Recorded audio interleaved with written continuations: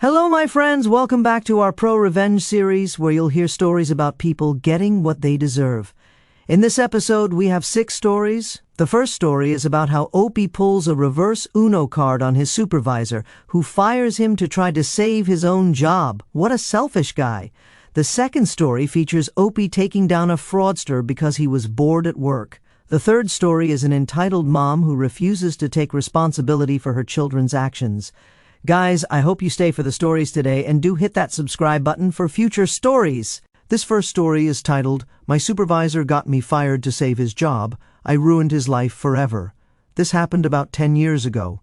I worked at a place with my friend who got me the job. Our supervisor was this short little jerk, and his cousin was all of our bosses.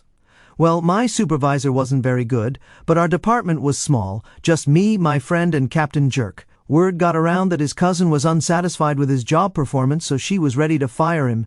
That's where this jerk got petty. I worked in Florida, and Florida is a right-to-work state. Basically, an employer can just fire you for fun if they want to, especially when you're on your 90-day probation. I was literally on day 89 of 90, and this guy decides to fire me.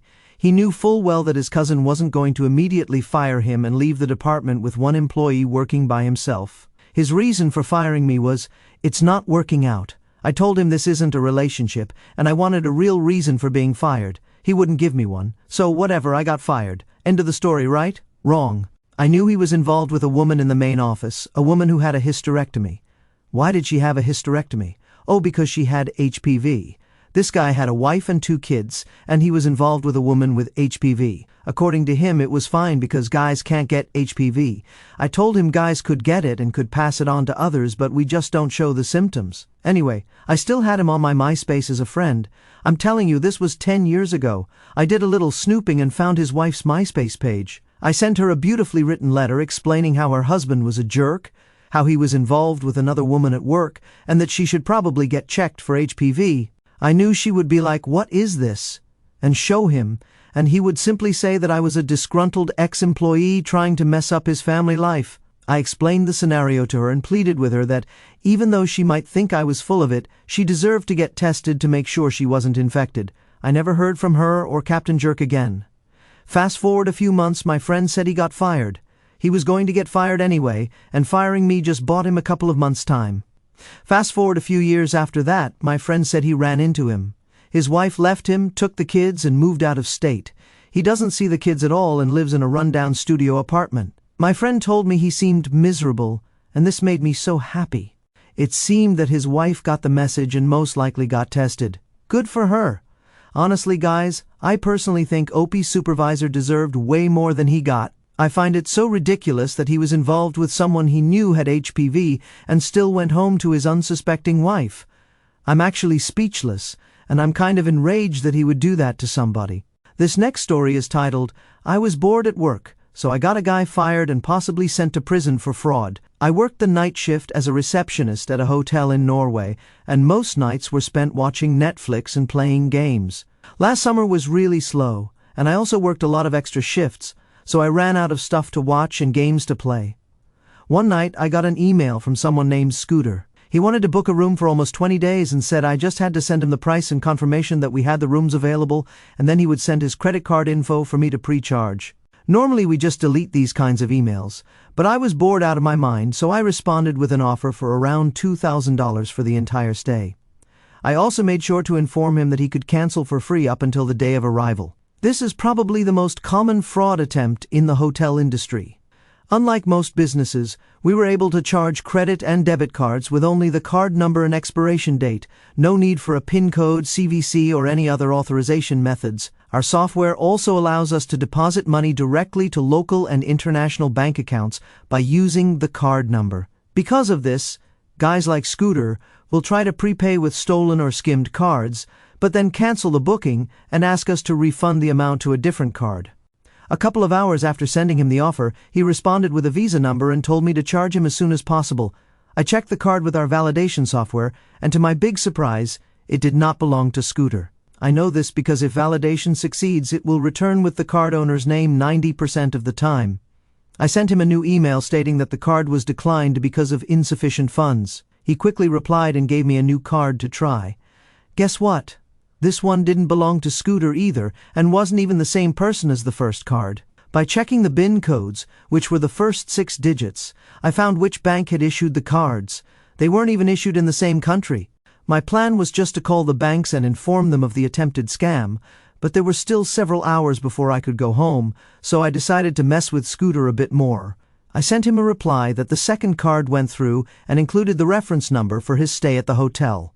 As expected, a couple of hours later, Scooter sent an email canceling the order and asked if we could refund the money to a different card, as he had lost his wallet and deactivated the card he paid with. This card was issued from a Polish bank. I'm not sure why, but Polish bank accounts are often used by people who want to launder money from bitcoins and drugs. You can buy a legit card for around $500 that's registered to some guy or girl in Poland from the dark web.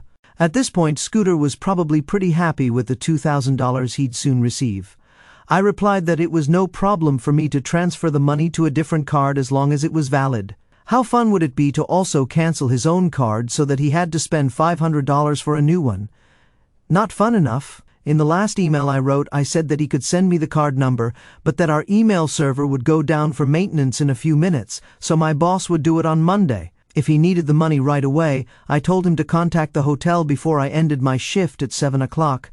He called almost immediately, and I wrote down the card number and his telephone number. I told him I transferred the money and that it would be in his account by midnight. My shift ended, and I went home with the info that Scooter had provided. I wanted to see if I could find out who he was.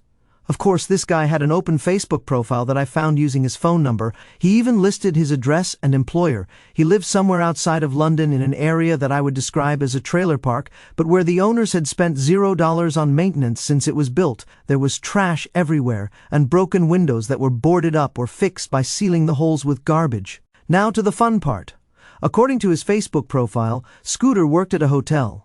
This meant that he would have access to card information from people who book through sites like Booking.com. I called the manager of the hotel and told him there was reason to believe that one of his employees was trying to commit credit card fraud and that the card numbers could belong to the guests. I gave him the names of the people who owned the cards that Scooter tried to pay with, and to no surprise, both had stayed at the hotel. I told him it was Scooter, and the manager just exploded in anger. I'm not 100% sure what he said because he was screaming so loud, but I think Scooter wasn't a normal employee. He worked there through some kind of government training program or something. After talking to the manager, I called both Visa and MasterCard International and told them about Scooter's little business venture.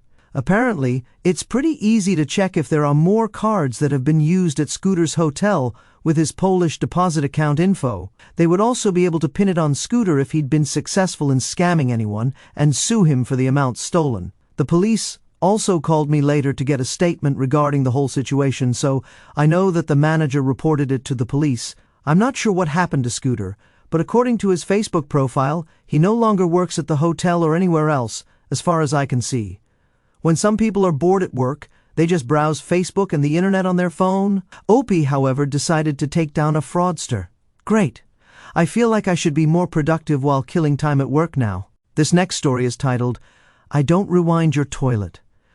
This story is from quite a while ago, in one of those endangered white rhinos of the retail world, a chain video store. My chain store had a lot of management turnover as well as franchise turnover, meaning we were passed between a couple of franchise groups before landing somewhere in limbo. This, along with the fact that all of the employees knew the management login and password, meant that we had more power than we should have, and little to no threats of firing or legal repercussions. Being a family place and the store with the biggest selection in an area of upper-middle-class suburbs, we had a lot of issues with entitled moms and kids, but this was one of my favorites. There were 2 of us manning the counter, so I stepped out and started asking customers if they needed help finding anything. There was a mother with 4 kids, the youngest being a toddler in diapers, wandering around the video game section. I asked if they needed help and was given something of a curt response. I simply said I was around if they needed help, just holler. I noticed the toddler was tugging on his diapers and doing a duck walk, but being 20 and not experienced with kids, I wasn't aware just what that signified.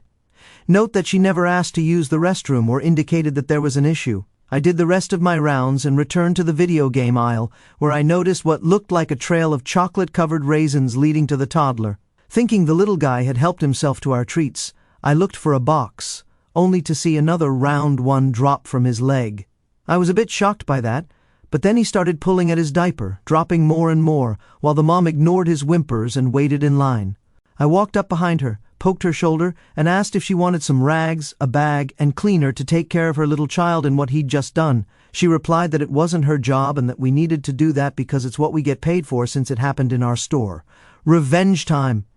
She was 3 spots back in the line, so I told her that I could help her out on my register. I scanned her card and promptly noted on her account that her kid had made a mess all over the floor and then permanently disabled her account. I told her that the system wasn't taking the card and asked if there was another account for her family. I found out that there was one for their teen and one for the husband. I got the phone number and looked up all the other accounts, repeating the same note to all of them and using the manager code to mark all of their substantial late fees as to be sent to collections.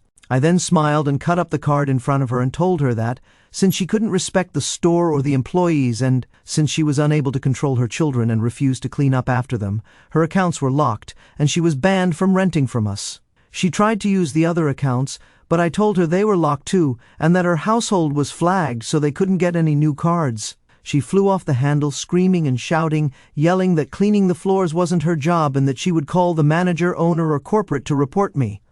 I told her to go ahead, as nothing would happen to us. She grabbed her kid, screamed for the rest of the kids, loaded them into a van, and peeled out of the parking lot with her middle finger raised. She called back that night, asking for a manager, and I had a real fun time pretending to be Chuck, the district manager, who's not a real person.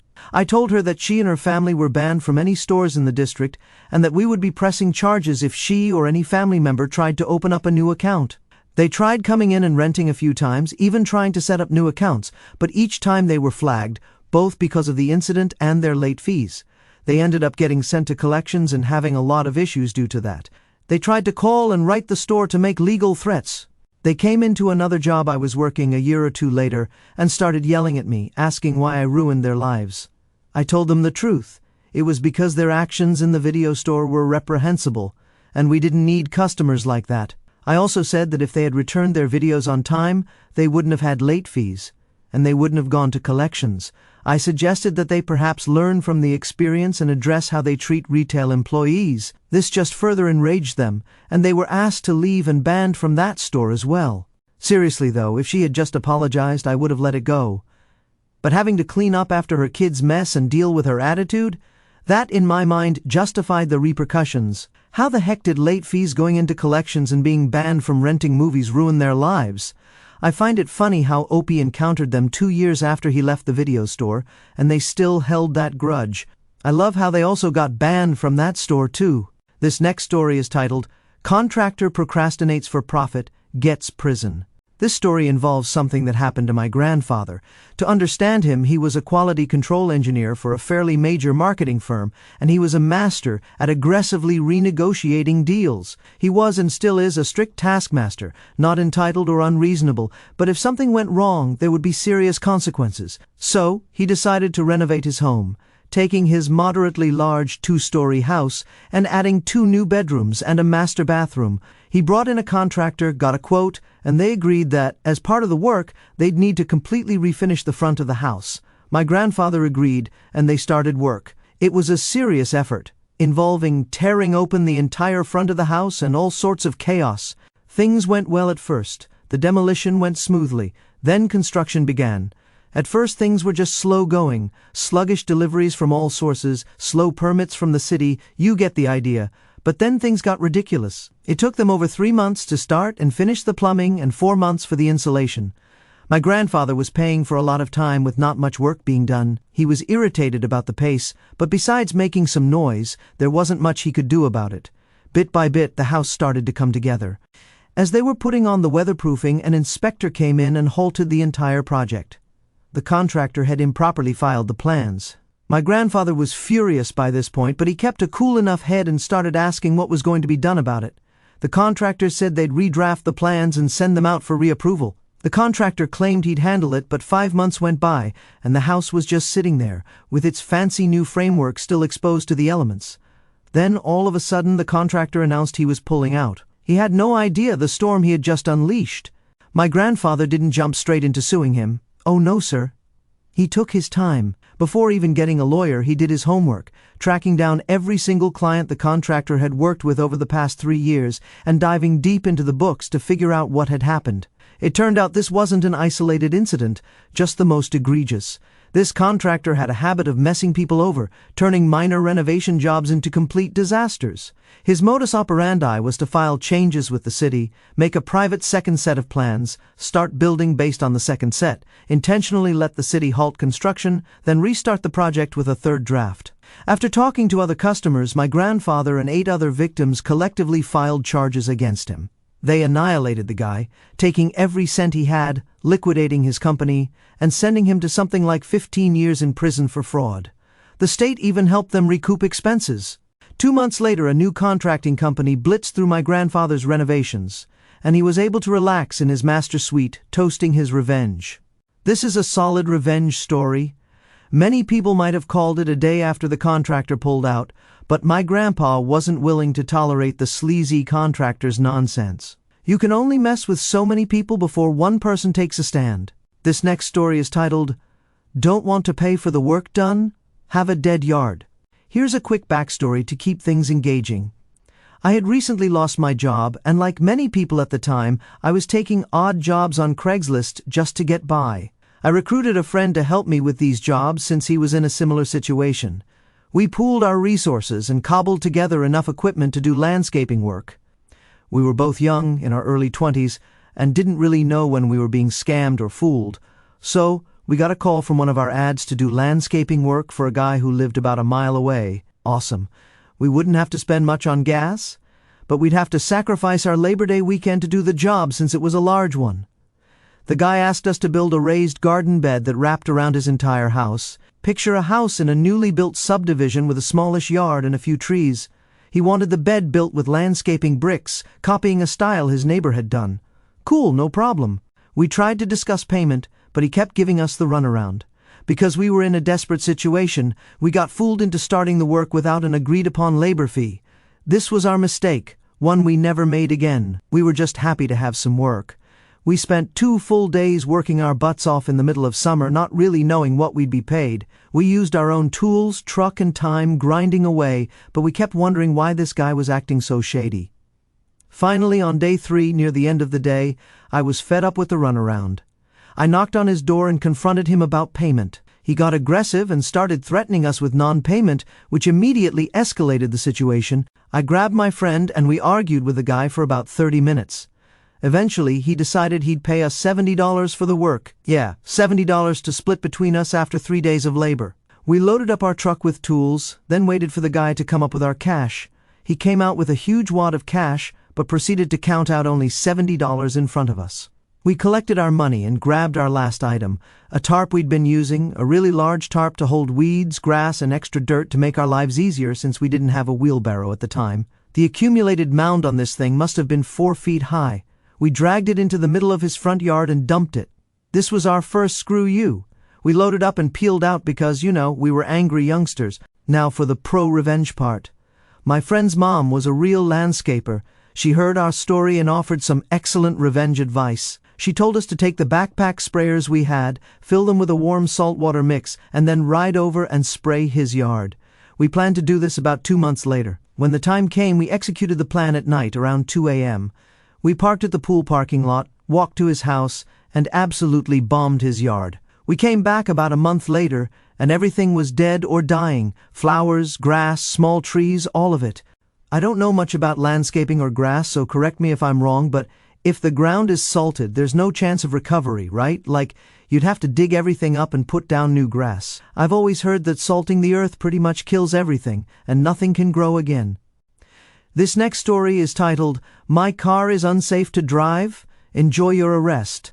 I'm a nursing student, a 30-year-old military veteran, and I've always done about 90% of the work on my vehicles. The only things I can't do are balance tires, which I don't have the tools for, and some large jobs that require things like cherry pickers. Like any good vehicle owner whose vehicle has sat for a long time without being driven, after returning from a 6-month mobilization that left my truck in dry storage, I went through and did maintenance. I checked and replaced the fan belts, air filters, spark plugs, oil and fuel filters, did an oil change and radiator flush, checked the battery and connections.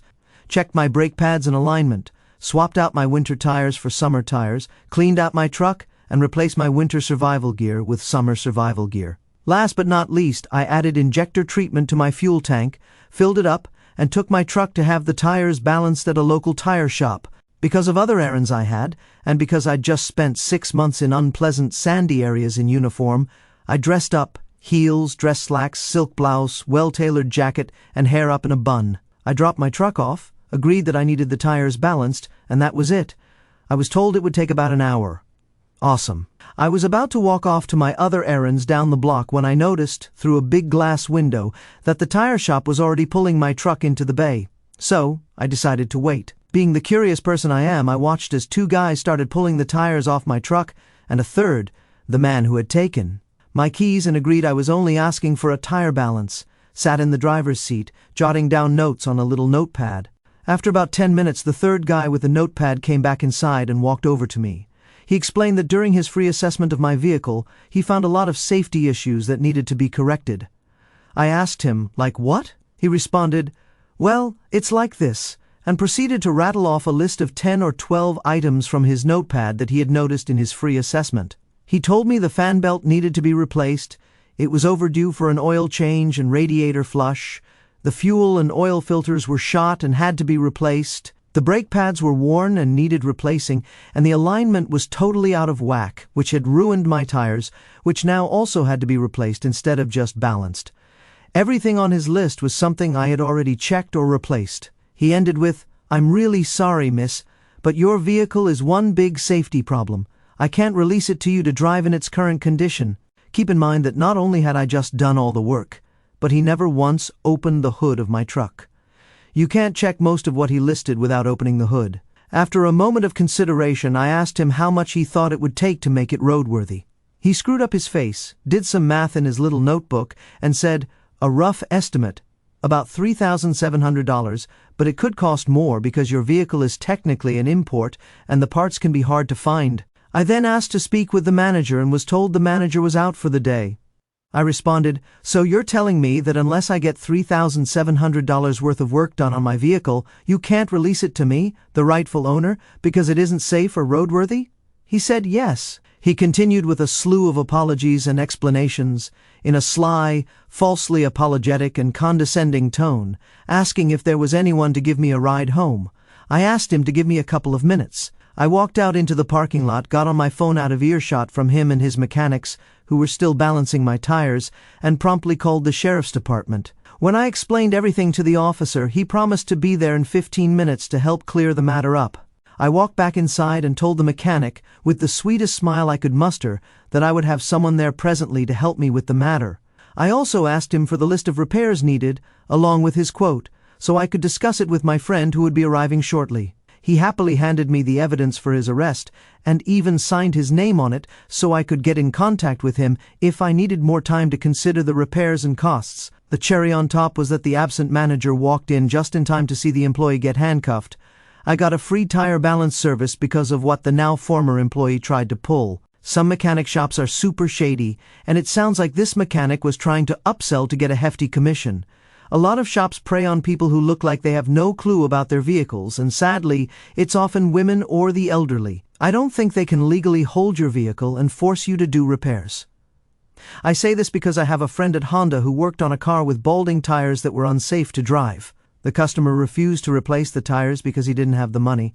So basically, Honda had him sign a waiver form stating they inspected the tires, deemed them unsafe to drive on, and the customer refused to replace them. I don't know what kind of shady mechanic shop this was that tried to hold her vehicle. I don't think you can legally do that. Let me share my views on these stories. Story 1. My supervisor got me fired to save his job. I'm still fuming over Captain Jerk's cowardice, firing me on day 89 to save his own skin. His vague "it's not working out" excuse was pathetic, and I love how I turned the tables. Sending his wife that MySpace letter about his affair and HPV risk was a bold move. I knew he'd dismiss it as a disgruntled employee's lie, but planting that seed of doubt was genius. Hearing his wife left him, taking the kids, and he's now miserable in a rundown apartment, sweet justice. His infidelity and betrayal deserved exposure, though I feel for his family. This reminds me of workplace betrayals I've seen. People will throw anyone under the bus to save themselves. Story 2. I was bored at work, so I got a guy fired. Scooter's scam attempt was bold, but I outsmarted him. As a bored hotel receptionist, catching his fraudulent card scheme was thrilling. I love how I strung him along, pretending the payment went through, then reported him to his boss and card companies. Finding his open Facebook profile was a goldmine. His hotel job gave him access to guest cards, and I shut that down. The manager's rage and Scooter's likely legal trouble? Perfect. I've dealt with shady customers, and exposing fraud feels so satisfying. This story makes me want to be more proactive when bored at work. Maybe not takedown level, but productive. Story 3. I don't rewind your toilet. That entitled Mom's negligence, letting her toddler make a mess and expecting me to clean it, was infuriating. Banning her family from the video store by locking their accounts and sending late fees to collections was a power move I relished. Her tantrum and threats didn't faze me. Using the fake manager persona was brilliant. Running into her years later, still bitter, was hilarious. I've dealt with rude customers in retail, and her attitude is all too familiar. If she'd apologized, I'd have let it slide, but her entitlement earned her consequences. Actions have repercussions, especially when you disrespect staff. Story 4. Contractor procrastinates for profit, gets prison. My grandfather's methodical takedown of that shady contractor is legendary. His patience in gathering evidence from 8 other victims to nail the guy for fraud shows true grit. The contractor's scam, filing fake plans to delay projects, was despicable, and I'm thrilled he got 15 years in prison. The new company finishing the renovations quickly was the cherry on top. I've seen similar stories of contractors cutting corners, and it's so satisfying when someone like my grandpa fights back. His strict approach reminds me to always do my homework before trusting professionals with big projects. Story 5. Don't want to pay for the work done? Have a dead yard. That client's audacity, paying us $70 for 3 days of hard landscaping work, still makes my blood boil. Dumping the debris pile in his yard was petty but felt good. Salting his yard at night, killing everything was next-level revenge, thanks to my friend's mom for the tip. I've been burned by shady clients before, and this resonates. The satisfaction of seeing his yard ruined was worth it, though I learned to always secure payment up front. Salting the earth is brutal. He'd need to replace all the soil.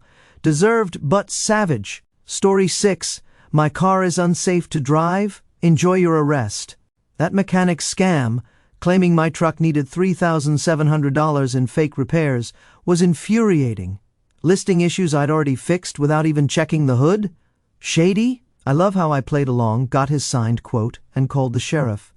Watching him get handcuffed as the manager walked in was priceless. I've heard of shops preying on women, assuming we're clueless, and it's disgusting. Getting a free tire balance was a bonus. This reminds me to always trust my instincts and call out fraud, especially when they underestimate me. And that wraps up another episode of our ProRevenge channel. If you guys enjoyed that story, hit the thumbs up! If you aren't subscribed, be sure to hit that subscribe button so you don't miss out on future revenge stories. And I'll see you guys in the next one!